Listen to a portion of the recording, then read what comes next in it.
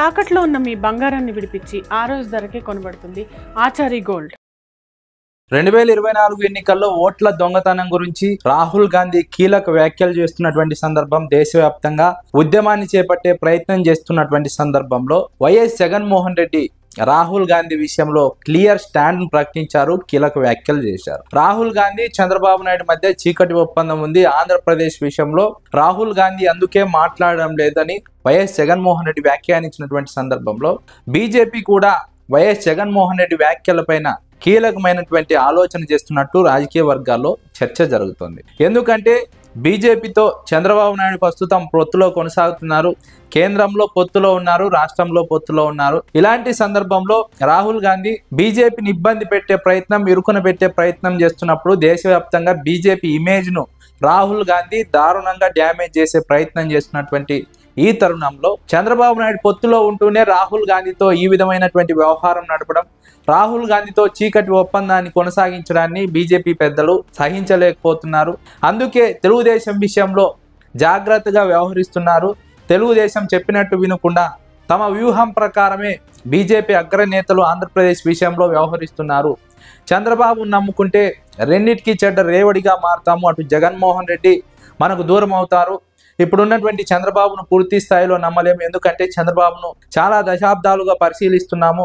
ఒక ఎన్నికల్లో పొత్తు పెట్టుకుంటారు, తన ప్రయోజనాలకు భంగం కలుగుతుంది అనుకుంటే తనకు నష్టం వాటిల్లుతుందని చంద్రబాబు నాయుడు భావిస్తే బీజేపీతో పొత్తును తెగదెంపులు చేసుకొని తన అవసరాల కోసం ఇంకో ప్రయత్నం చేస్తారు.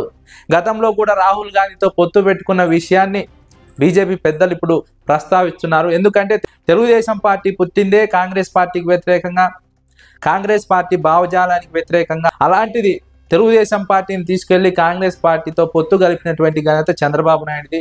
అలాంటి వ్యక్తిని పూర్తి స్థాయిలో నమ్మలేం. జగన్మోహన్ రెడ్డి చేస్తున్నటువంటి ఆరోపణలు వాస్తవమే అయి ఉంటాయి. ఎందుకంటే చంద్రబాబు నాయుడు వైఖరిని, చరిత్రను పరిశీలించినప్పుడు జగన్మోహన్ రెడ్డి వ్యాఖ్యల్లో తప్పు లేదని, ఏమాత్రం అతిశయోక్తి కాదు, వాస్తవమే అన్న విషయాన్ని బీజేపీ పెద్దలు కూడా అంగీకరిస్తున్న విషయాన్ని రాజకీయ విశ్లేషకులు ప్రస్తావిస్తున్నారు.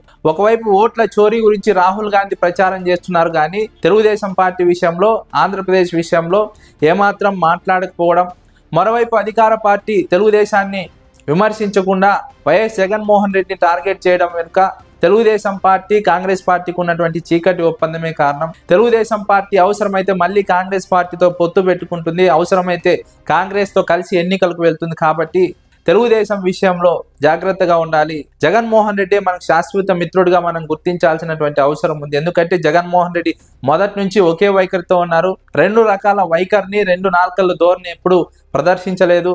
ప్రతిపక్షంలో ఉన్నా సరే రాహుల్ గాంధీ విషయంలో స్పష్టమైనటువంటి వైఖరిని ప్రదర్శించారు. ఇలాంటి మిత్రుడు మనకు అవసరం.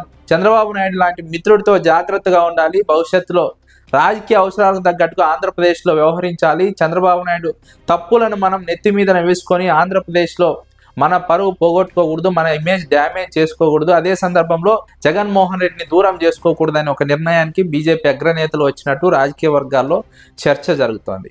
జగన్మోహన్ రెడ్డి కూడా వ్యూహాత్మకంగా ఈ వ్యాఖ్యలు చేసినట్టు తెలుస్తోంది. చంద్రబాబు, రాహుల్ గాంధీ చీకటి ఒప్పందాన్ని బహిర్గతం చేయడం ద్వారా బీజేపీకి చంద్రబాబు వ్యవహారాన్ని చెబుతూనే రాహుల్ గాంధీ విషయంలో తన స్టాండ్ ఏంటో వైఎస్ జగన్మోహన్ రెడ్డి వ్యూహాత్మకంగా ప్రకటించారు.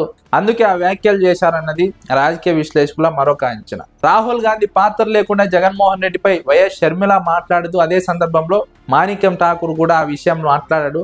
ప్రతిపక్షంలో ఉన్నటువంటి జగన్మోహన్ రెడ్డిని టార్గెట్ చేయడం వెనుక ఉన్నటువంటి ఒకటే ఒక కుట్ర, తెలుగుదేశం పార్టీతో కాంగ్రెస్ పార్టీకి ఉన్నటువంటి చీకటి ఒప్పందం. అందుకే తెలుగుదేశం పార్టీని వదిలేసి వైఎస్ జగన్మోహన్ రెడ్డిని టార్గెట్ చేశారన్నది రాజకీయ విశ్లేషకుల అభిప్రాయం. జగన్మోహన్ రెడ్డి కూడా ఇదే విషయాన్ని నమ్ముతున్నారు. అందుకే రాహుల్ గాంధీ విషయంలో స్పష్టమైన వైఖరి ప్రకటించారు. బీజేపీ పెద్దలకు కూడా ఈ విషయాన్ని చెప్పడం ద్వారా వైఎస్ జగన్మోహన్ రెడ్డి వ్యూహాత్మకంగా అడుగులు వేశారు.